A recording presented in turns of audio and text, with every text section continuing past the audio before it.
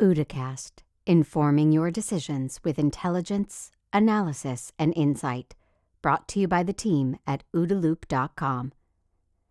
Hello, I'm Matt DeVoe, the CEO of OODA, and you are watching the OODAcast. And joining us today is Chris Butler from Cognizant. And Chris caught our attention based on his kind of multidisciplinary approach to doing product development and product management, where he's introducing concepts of adversarial thinking and randomness and kind of applying what are some of the disciplines that we've traditionally associated with cybersecurity or even national security into more commercial endeavors. So Chris, welcome to OODAcast. Yeah, thank you for having me. I'm really excited. I've been a long-time listener and I've really loved kind of the diversity of topics here. And I'm excited to be able to share my work with your audience. Excellent. Well, as a longtime listener, you kind of understand the format. First, give us your background. How did you get started in your career, and kind of take us through the career trajectory that got you to your job and the work that you're doing today? Yeah, I think a lot of the work that I ended up doing, I just at the surface level, I've been doing product management for a very long time. I've dabbled a little bit in the dark arts of business development as well. But I'd say the things that I've thought about is really, how do we figure out the rules of something before we really understand what they should be? And so that, if you look at all the titles, I tend to have a lot of like hype in the titles that I've taken on. So, the idea of when we were moving from box software to web, moving from web to mobile, moving into the world of like AI, machine learning, VR, like all this stuff have been different job titles. And even the job title I have today, which is head of product operations for a group of about 100 product managers and product analysts, where I really the PM experience has been about how do we now think about the process of what we do to help make people as impactful as possible, especially when doing client consulting. I'd say it started way before that, though. Probably the reason why I go after topics like this is really, I'd say two things. One, my dad was always like a big appreciator of military history. And so I grew up with someone who was essentially a historian. And so I have like some Japanese era like epaulets downstairs. I have like all these weird things. He was definitely a very, very interested in kind of military things in general. And then secondarily, when I was growing up in middle school and high school, I played around with computers a lot. I ended up, no one could teach me how to do programming, so I had to learn from another student. And then I ended up helping teach the high school course in like C programming and Pascal. And so I always kind of was on this cutting edge of just like understanding things that you could do. And that included, some phone stuff that may have been referred to as phreaking back in the day. And that's some of my closest friends, actually through a 2600 meeting here in San Francisco back in the day. My thing was building out various types of like red and blue boxes when they still worked. Even ran some bulletin boards through, I think it was 9600 baud was when we got started. We ended when it was about 5600. And so ended up doing a lot of stuff around that.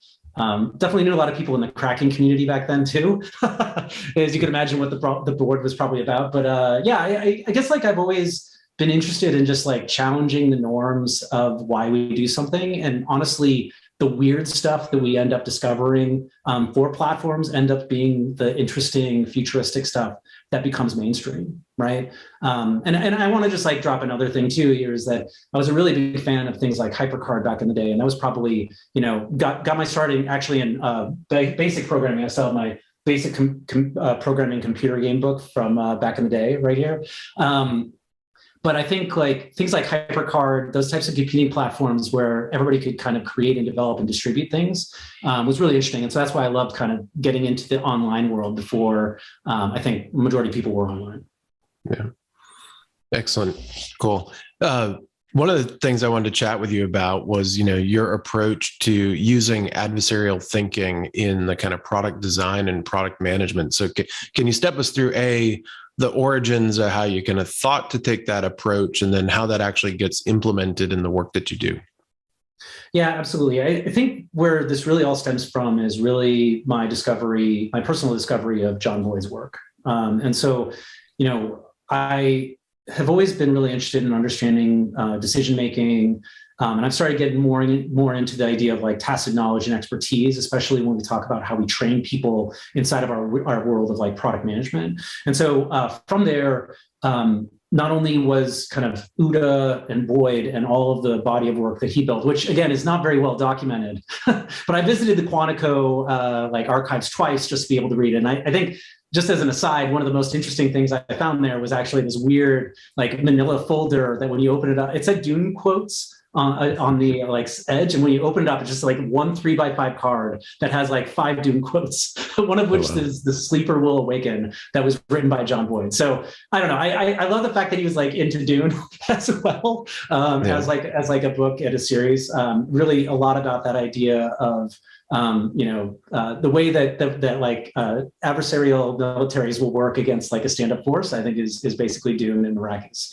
So anyways, I think there's like a lot of interesting stuff there. But I kind of started discovering his work, reading very high-level explanations of the OODA loop, seeing it as something that's very simplistic, but then starting to dive even into like Osinga's blue book around Boyd, really started to open up this idea that these are more about mindsets or mentalities in the way that we understand the world, right? Because the orientation step in this loop is really the most important part. And if you get that wrong, if your adversary uses the shape of their force or the way that they make you understand the world in some way, that is where you actually commit the worst kind of mistakes, is misunderstanding the world. Mm-hmm. And that's where I think a lot of this came in. I mean, of course, red teaming, there's a lot of stuff around PME or professional military education that I've also kind of taken on, even the idea of like the difference between doctrine, strategy, and tactics, and the way that, say, different, mostly I've reviewed US military documentation, but the idea of like figuring out what is the way that we actually, the way this military fights, what's special about that. So like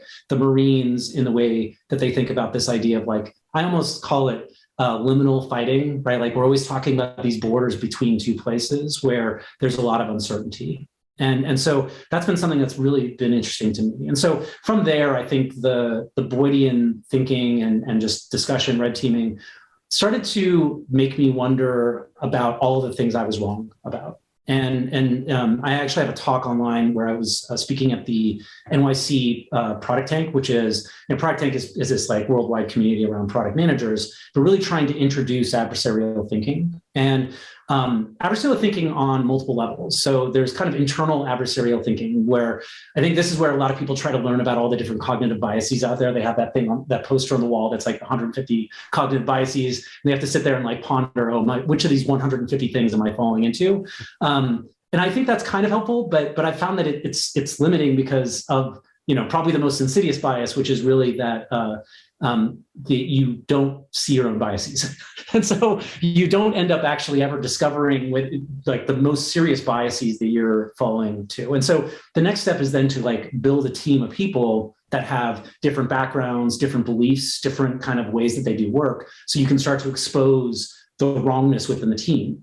But then you still have things like groupthink, where especially if you have like a well-functioning team, people start just kind of assuming things. And that's where there's like another big problem. And then that's why we start to now expand our scope to like user research and data science and all these other things around behavioral information, is that we then actually understand, well, what is our belief set? How is that different than the way that these products are actually deployed with people and how they use them?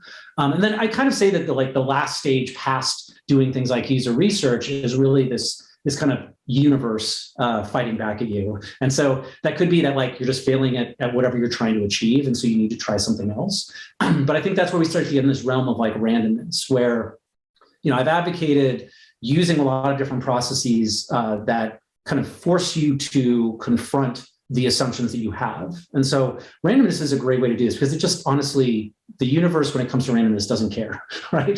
The moment you start to use things like I have card decks that I use, the moment you start to use other types of randomness, it requires you to confront something that you didn't expect you'd have to confront. Because when you are biased about something, when you have even just like basic working assumptions about the way the world works, this means that you're going to automatically say that certain things won't or can't happen. And this is exactly where the reason why red teaming teams come in, is because they're another team that is separated from this kind of mentality that the groupthink has started to create. And again, I use words like bias and assumptions and groupthink in a way that I want to also make sure it's clear that it's not just negative, right? Like there are reasons why we make assumptions. There's a reason why we have biases, and there are beneficial reasons. Like it's like the people that have gotten some type of brain injury where they don't feel emotion anymore. they are no longer able to make decisions, right? And so a lot of these things that are emotional or kind of based on intuition, even these biases that we end up using, they are a shortcut for decision making. And so I want to make sure that's clear that like there's ways that we can take the benefits of them, but then also start to apply all these adversarial techniques, which then helps us avoid some of the bad cases of bias or assumption making. And so that's kind of what really brought me this route when it comes to kind of not just Boyd, but also, I guess, an interest in the way that militaries work, the way that decision-making is made in really high stress, high important type of situations, which I would say the military, there's a lot of cases like firefighters. I've been diving really deep recently into like naturalistic decision-making and that whole world where, I think how do we actually build expertise is super interesting, right? For product managers, right, when I started in my career, I went directly into program management at Microsoft. And Microsoft gives a lot of resources to help upskill people, mentoring, boot camps, all these things to help teach people. But the reality is that whenever someone's new started, we would say that the program manager wasn't worth anything for the first 2 years of their life. And the reason why was because they had not built up all this tacit knowledge, all this experiential intuition around basically pattern matching and prototype experiences that allow them to understand what they should be looking for, right? And this whole world of naturalist decision making is really, really interesting, especially just like the way that we start to identify what are the key things that experts start to pull out of a situation. And so anyways, it's taking me on a continuous learning path of like new industries, new techniques, new things that at least are new to me, right? Like, and I think that is something that in product management, maybe we suffer from, is we're always kind of like reinventing new canvases or frameworks to make decisions, when the reality is like a lot of the things that have been built over even the last 100 years, right? There's a lot of really interesting things to pull from that we can reuse. And so I always like to make sure that that's clear.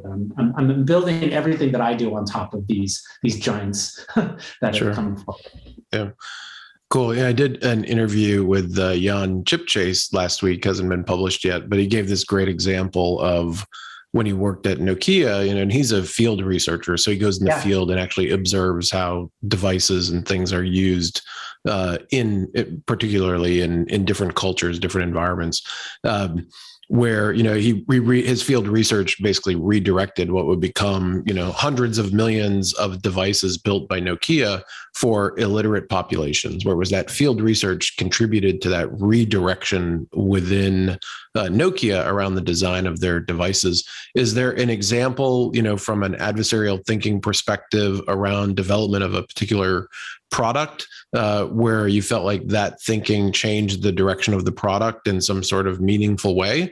Or is it just to try and keep the team kind of in balance or in check with the assumptions and the biases that they're bringing to the table? Yeah, I mean, so the work where I really discovered that, I've tripped over these concepts of randomness a couple different times. And so one of them where I think I really got started around this was I was living in Hong Kong and working for Horizon Ventures and Digital, which is Mr. Li Kai-shing's nonprofit VC. And we did a lot of work with nonprofit and philanthropic educational services. So he basically donated a lot of money to Shanghai University, which is in Guangdong, China. And so we ended up doing basically a hackathon for the students there. We were trying to understand, like, how do we do a better job of teaching engineers and design how they'll eventually work together, right? Because they're usually at different schools. They're usually completely separated from each other. And so what we ended up doing is we basically stole a page out of something called Ludum Dare, which is a game jam where they'll generate a game topic, which is like a mechanism, a theme, and then a couple other things together,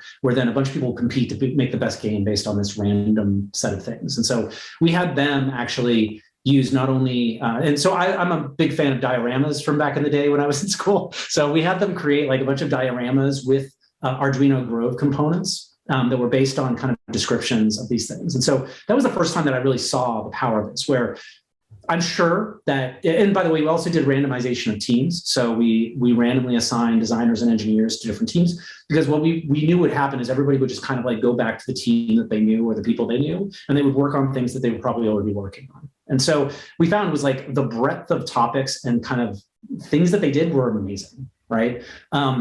I think the first professional context where I really saw this work was when I was at Philosophy, which is a design consultancy. We used to do a lot of innovation work.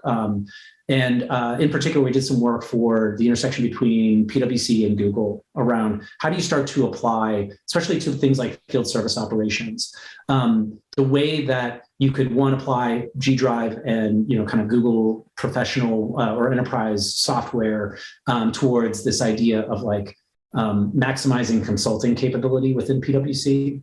And so when we focused in on basically field service operations, taking kind of a page out of Jan's, not his book, his literal book was not written yet at that point, but like definitely, using About Face, which is another book that talks a lot about things like contextual inquiry, right? Where I sat in a truck with an electrician for a gas station for like 3 or 4 days, just watching how they do work, right?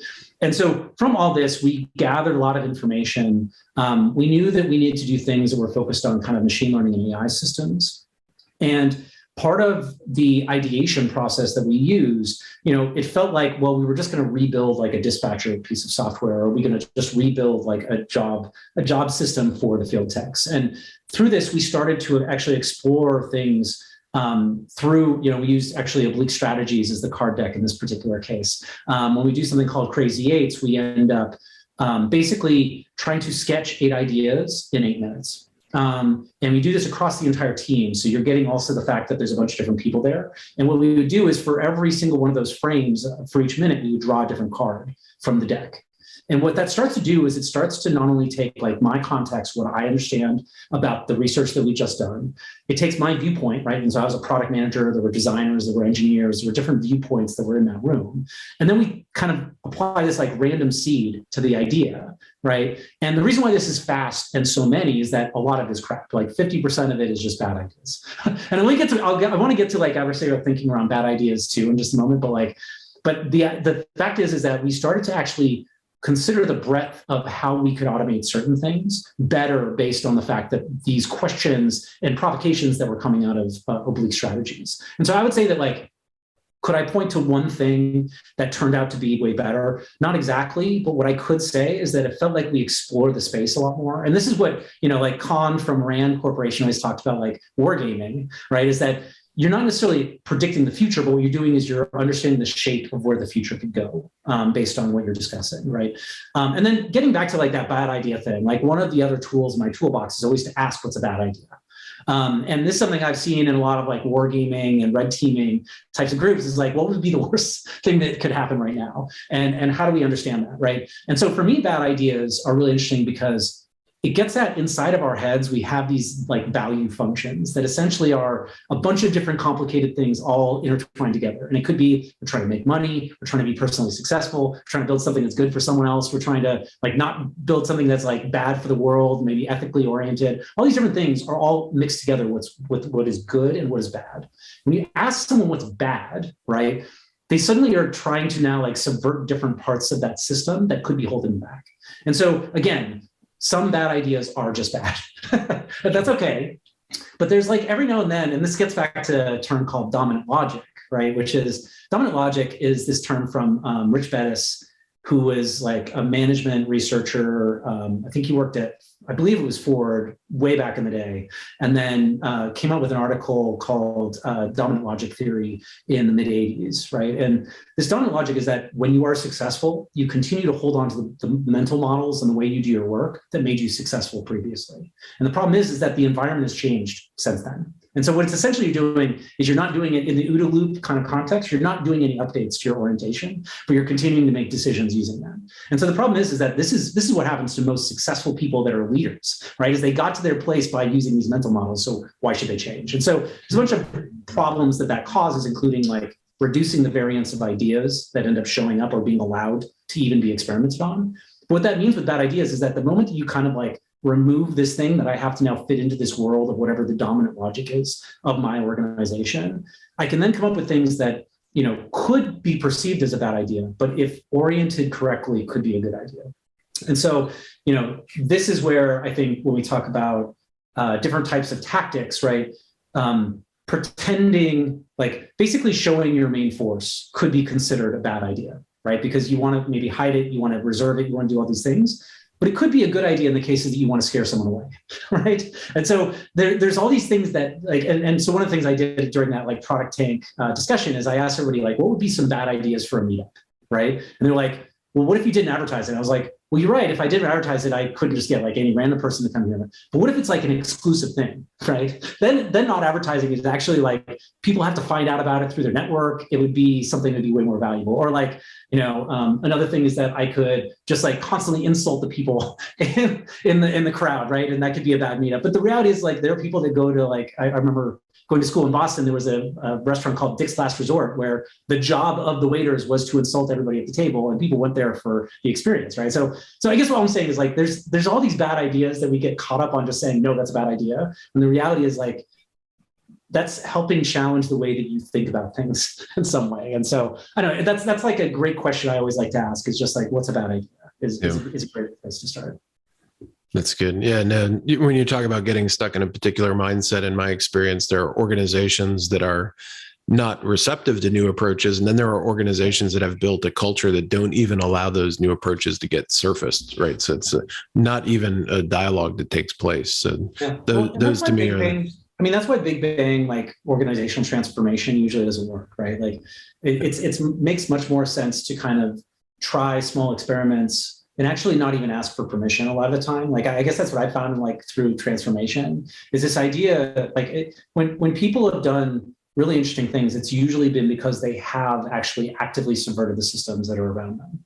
So I would argue that like the people that are doing the interesting work are the ones, that are kind of outliers in some way. And yes, organizations do not like outliers, right? Because it ends up breaking down a lot of the process. I mean, it's something that I struggle with, right? Cognizant is not a small company. We have like 300,000 people.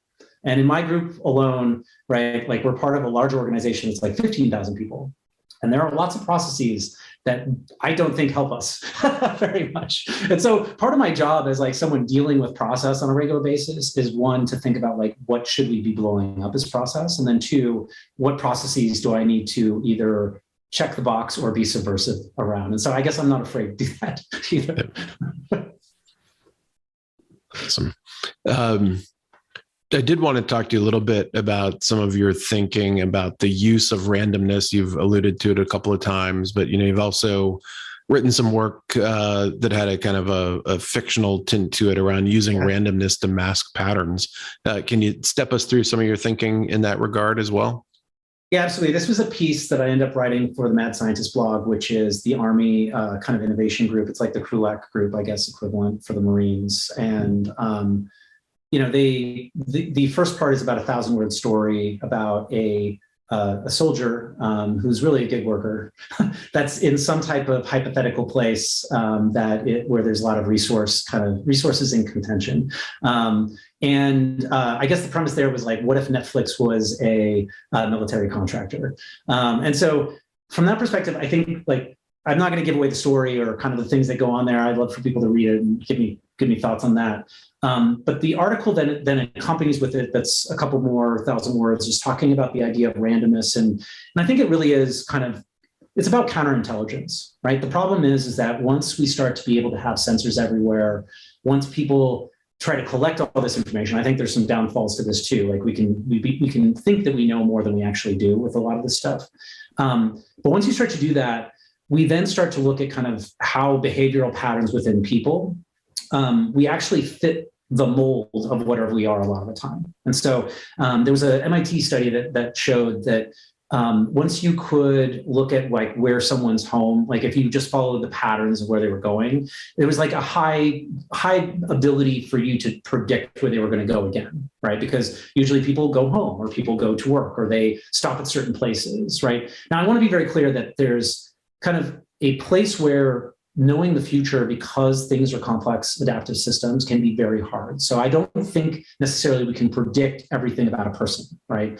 But I think that there's this idea of, and this was what the piece was really trying to argue, is that there is a certain amount that through behavioral observation, there's certain things we can try to start to tell about people. And it'll be wrong, but they're also going to, like, when it comes to something on the battlefield or in a warlike situation, what could go wrong is that if you can be kind of legible, right? If people can understand what you're doing, they can understand your kind of what you're trying to go after, they can do things to actually harm you, right? And that puts people in harm's way.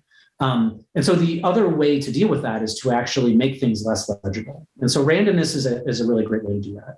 And so I think a lot of the inspiration for some of the early parts of that story is really coming from like the world of poker, where people bluffing in poker end up using a lot of different ways to decide whether to bluff or not. And so if people can start to understand your tell, right, then they'll use it to their advantage because they've now gone inside your kind of capability. And so one of the things that poker players have used is that they'll have a watch and they'll look at the second hand. And if the second hand is in a certain quadrant versus another, they'll decide to bluff or not. And so what this does is that, unless you know what my rule is for that day, which I probably am rotating through, unless you see exactly what's on my wristwatch, unless you are able to actually tell the moment that I'm doing this, it creates a random seed that is very hard, like, kind of like not the equivalent of a one-time pad, but it's close. It's getting close to that, right? There's still a rule that's related to this. But I think what you start to get to is you get to the world of being less legible. And so counterintelligence, counterintelligence starts to get into like a very weird kind of, how are we always like trying to observe and understand what people are doing more and more?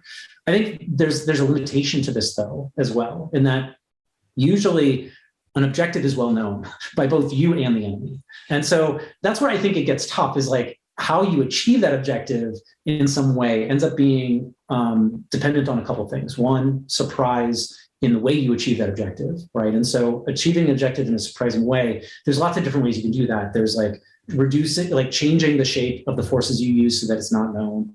Randomness is another one, like using random actions. Like the idea of if you wanted to guard somewhere, having set routes when you're guarding somewhere is like the worst thing you can do. What you should be doing is you should be having like every guard do something that is random, right? Like if you want to be able to like create something that's truly secure. And so beyond that fact that then, another way to now be surprising in trying to achieve your objective is to redraw your system in some way. And so I've taken a lot from kind of cybernetics, soft systems methodology, complex adaptive systems, to think that like, I think a lot of the problems that people have ends up being that they've drawn the system boundary incorrectly. Right. And this is especially true in the work that we do at Cognizant. Like a lot of the time we're given, because we're very well known for like execution and delivery type of work, we're given like a task list and it's just like, go build this. And we don't want to talk to you about why we're doing it. We want to give you like whether you've achieved it or not. We just want you to go do it. Right.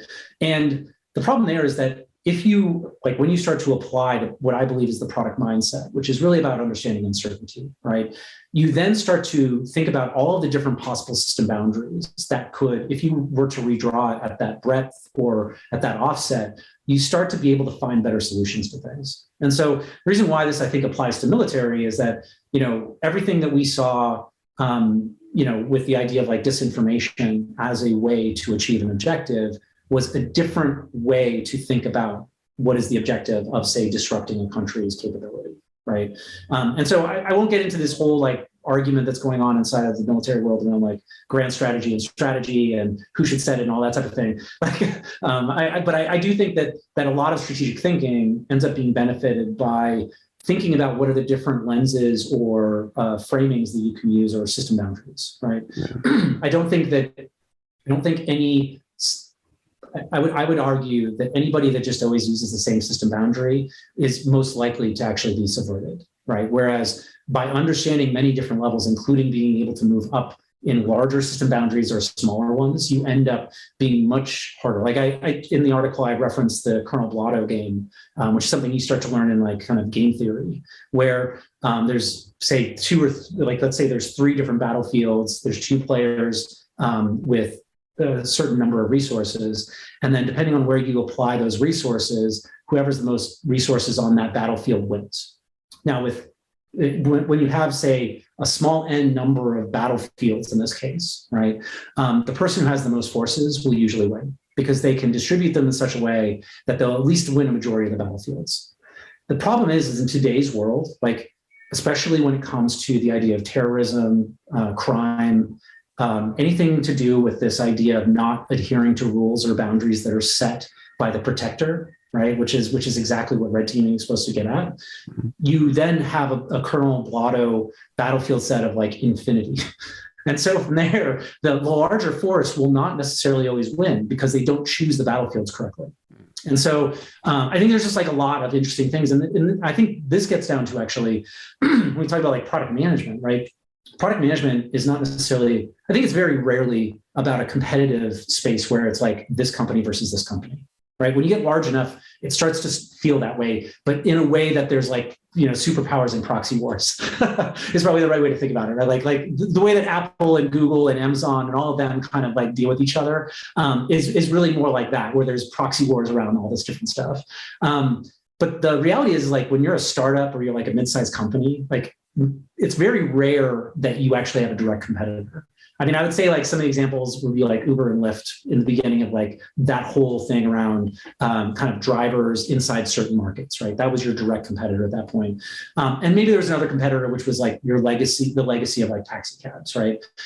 But honestly, most of the time for product managers is that people just don't care about what you're building.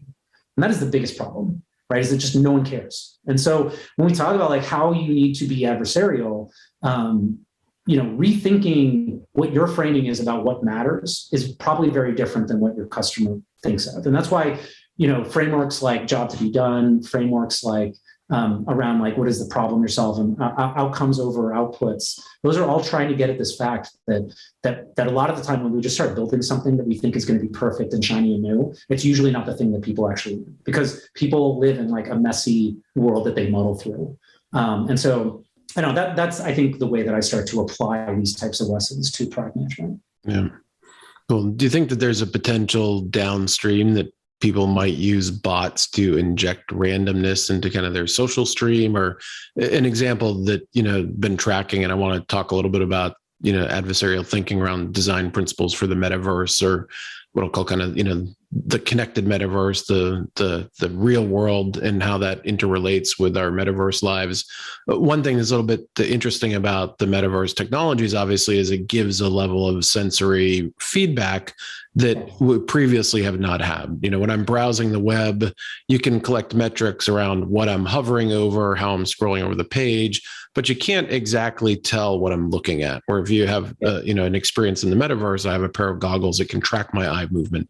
Did I hover on that building, on that advertisement, on that person, to develop these really detailed dossiers about you? It seemed to me one mechanism for defending against that is to just have systems that introduce randomness, that provide improper feedback, of what you're looking at or what has your attention, as almost a defense mechanism for the granular level of connectivity that people are able to achieve around your behavior online. Any thoughts in that regard? And then I'd love to talk a little bit about the metaverse specifically.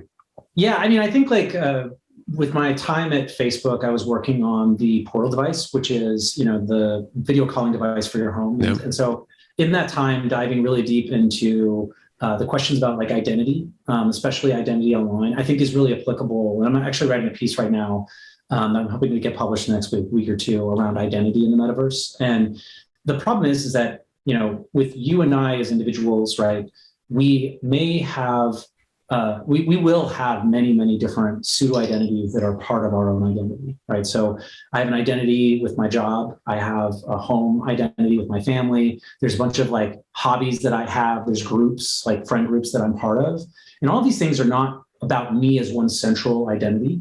That's I think a mistake that a lot of people make, is that like, sure, I'm one fully formed identity, when the reality is like I'm actually a point that has all these different circles that are overlapping with it. And so this gets exacerbated, and I think is actually a really huge problem to solve specifically for the metaverse, because when we talk about immersion, right, like the idea of all the data that's collected about you, and I think we can go into all the different things around like privacy, security, the idea of regulation of this type of data, but it becomes really, really tricky when the reality is like, I do not actually want necessarily one company to have all of my data, right? And even today, even if we just said that like, yes, you have like, Google has like one identity of you, but Facebook does as well, right? Apple does. Every other major organization that's out there has some type of identity around you. And And I would say that there's a long tail of these things too. So like every website that you've ever logged in on with an email and password has a separate identity understanding of what you are, right? Yeah.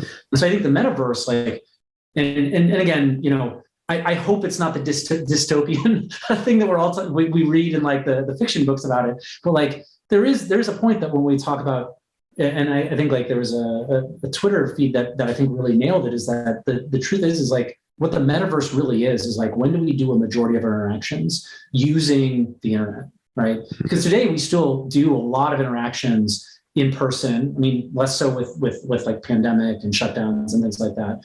We are still doing a lot of things that are with kind of what is considered to be our more core identity, which is like my face here on like a video call is like the identity that I use in a lot of different places. I may be wearing different clothes than I would at those different places. But I think that whole fact that the identity that I have is maybe, it's not fragmented from my point of view, but when I talk about all the services that I need to interact with, it is incredibly fragmented online. And once you start doing a majority of your interactions via online in a way that is like you prefer to do things in that way, right? Like, so the fact that people have maybe wanted to do less shopping in person and more online, right? I think the whole thing about delivery in restaurants is, I did a restaurant startup for a while. People don't think of restaurants as like just food and sustenance, right?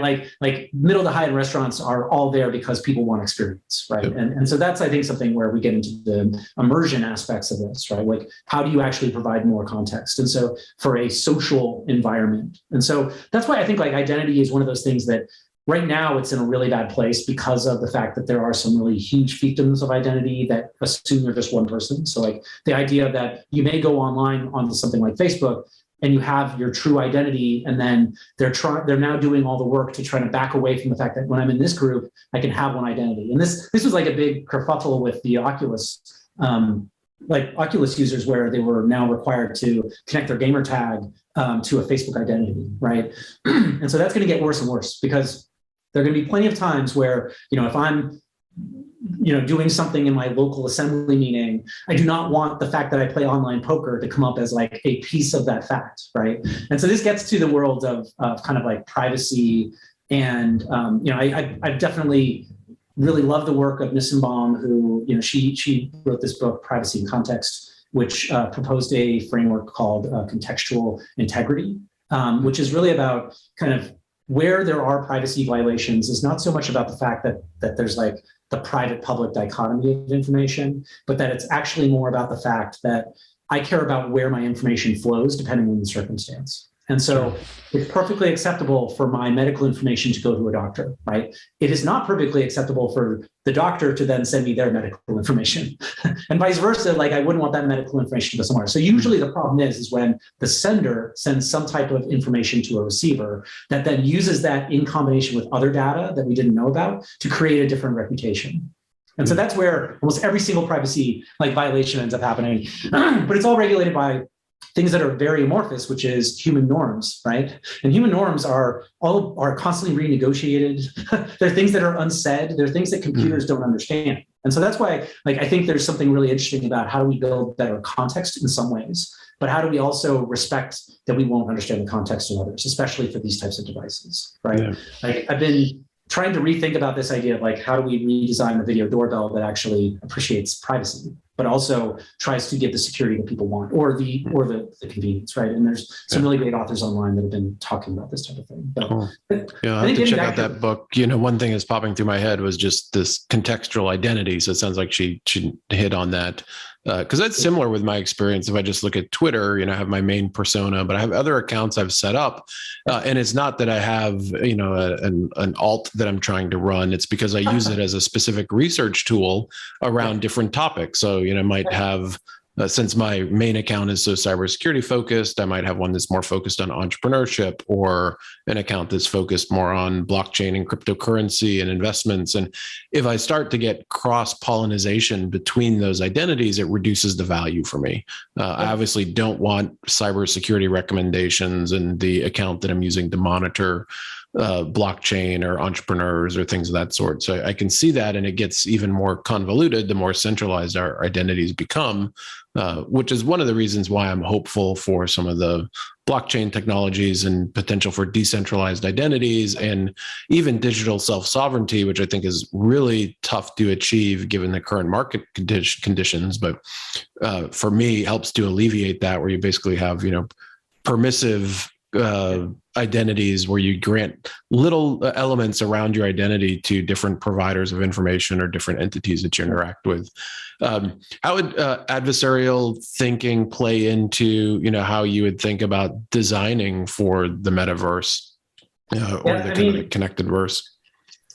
Yeah, I think the things that are going to be toughest there is really like, what are all the possible ways that this can go wrong, right? Like sure. Bleeding between these different identities, I think is really the issue that we start to see. And I would also argue that there's going to be a real reckoning for a lot of organizations in the way that they collect this data today, because it's not only the fact that, for example, like GDPR versus CCPA versus whatever. And then also like individual states, lots of different individual states are doing different types of regulatory. 49 of them. Yeah, exactly. Well, and that's the thing too, is like when facial recognition is an interesting one, right? Because Illinois sued Facebook over some of their facer, like the face recognition stuff for individual photos that were on that work. But also Texas and Washington and maybe Oregon are also doing things like that, right? There's consent law issues, like especially I think the thing that like a lot of people just forget is like children use technology services, and like in for example like the GDPR, it's like 18. I believe it's 18 and up, but then 16 and up, but each individual nation state can decide a different consent law that's above that. And so same thing with like COPA here with 13 versus CCPA of I believe 16 again. But that like the problems here are that like a lot of the data that these corporations and organizations have collected over time will probably not be legally tenable over time because of the consent that was used there. And I think like in the world of a lot of this stuff is like, what is consent when it comes to using services online, right? In the metaverse in particular, like especially when we talk about immersive technologies, right? When I move from inside my house to outside my house, did I now consent to a different set of rules, right? There are different norms that are behaving there, but did I suddenly consent to my neighbor across the street that has a video doorbell to take my likeness and to log it somewhere? And there's actually a case in the UK where I believe Amazon is being sued because of their Ring doorbells capturing someone across the street. And so I think this is like a real kind of thorny problem that I think will be at the center point of identity, right? For each of these identities that I have with different services, which are the ones that are appropriate to show? How do we not commingle the data there? And then even if we don't commingle the data, what is that data allowed to be used for?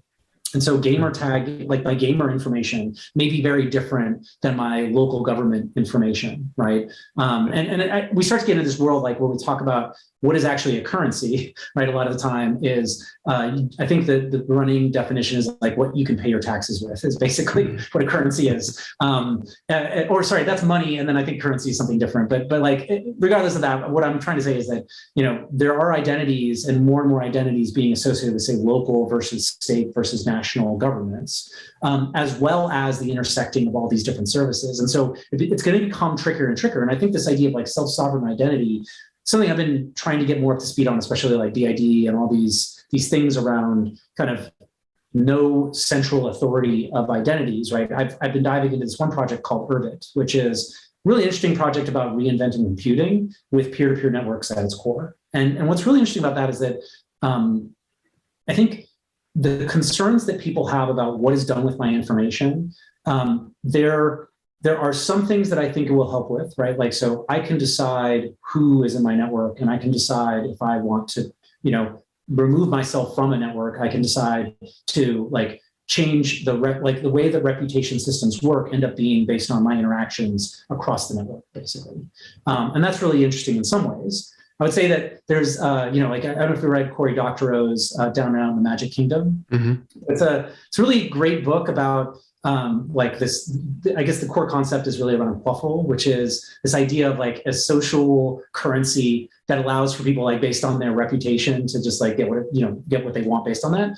And what's always funny is that like I think a lot of people end up referencing it like the metaverse from Ready Player One and Snow Crash. The metaverse is like this thing that we should talk about. Waffle is something like, isn't that great? It's a reputational currency system. But no, it's not, because it meant that the people that were doing things that were like kind of off the beaten path were really bad. And Cory Doctorow constantly talks about this, where he's like, you took the wrong lesson from this piece of work, right? And so I think there's something really interesting about that, though. I do believe that this combination of like overlapping identities is the way that human beings actually are, right? So I think there's something valuable there. The question becomes, what are organizations like big corporations versus more grassroots ones? What are they allowed to do with that information is going to be a really interesting part long term. That's going to be the key question. And then as our identities bleed into platform where I have home in the metaverse, I have work in the metaverse, I have social in the metaverse, and being able to apply some different expectations of privacy in those different domains, I think will be key. Well, and let me just like add one more thing about this too, because I think like when we look at the long arc of computing, right? Computing is either going to get very close, right? So like it started with the idea of like the mobile phone, right? Where we could take with us anywhere. It was a very personal computing thing. Talk about immersive computing, AR, and then even the idea of like Neuralink long term, right? Things are there's some devices that are getting closer and closer to our face that are more and more personalized, right? Immersion is like the ultimate personalization, because you're taking all of my senses and you're making me feel like I'm somewhere else. But then what we're also doing is when we talk about the idea of ambient computing, IoT, smart homes, all of those different trends, we're pushing computing to the edges of the world for us, right? So I don't necessarily want to be carrying around devices to turn on the light, to be able to turn on my TV. I want these things to be around me so I can enjoy them with other people, right? That are here with me right now, versus this idea of immersion, the people that are not here right now. So I think the questions end up being like, during those cases, what is the appropriate context? In the case of immersive technologies, it's much more straightforward, right? Because you have, like, you're logged into something, probably. You are in a world that you probably decided to join. And so that means that you're probably in some small sliver of your identity. In the cases where you're moving technology out to the world, right? The idea of my, Google Home Hub or my Apple TV or my light switch, right?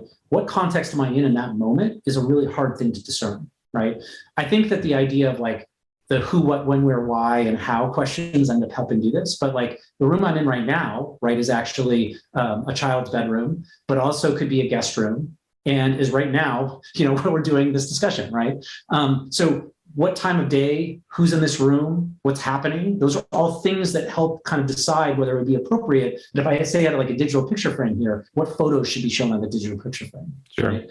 And what type of notification should show up there, and what things should be able to interrupt us right now. Right. And so I think you get into like, that's the hard part. And that's why like I've been doing this work. I did like a 3-article series with O'Reilly around kind of what I call communal computing. And so I think there's the thing I'm trying to push back on, and maybe be more adversarial around, is like, who are we including in this discussion about what happens in this thing, right? The video doorbell is not just about me and my family. It's also about my guests. It's about people across the street. It's about the UPS delivery person. It's about all these people, right? And so if we do not include those kind of like, it's almost, again, I like using the term ecosystem, right? Because these technologies exist within an ecosystem that is actually intermediating other human beings. And so if we can't in some way, like one exercise that I'll use a lot of this is looking at not only organizations, but also for, like, I have a workshop accepted into South by Southwest that's called like, what does the Roomba really feel about dog shit?